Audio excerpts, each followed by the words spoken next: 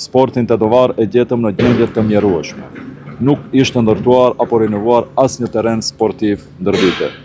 Në një gjendje të tillë e gjetëm edhe stadiumin e qytetit, të shkatruar, i cili me shumë i ngjanten një gërmadhe betoni se një stadium i futbollit.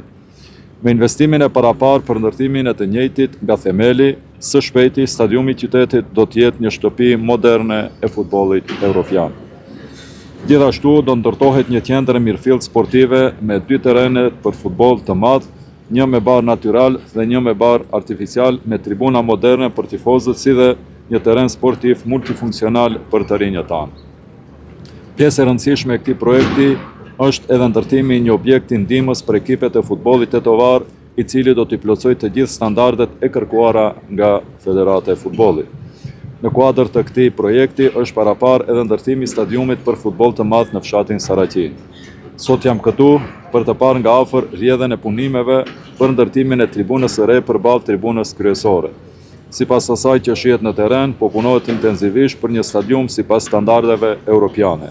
Së shpejti do të fillojnë punimet për ndërtimin e tribunës së dytë që gjendet pas golit në anën e majtë të tribunës kryesore.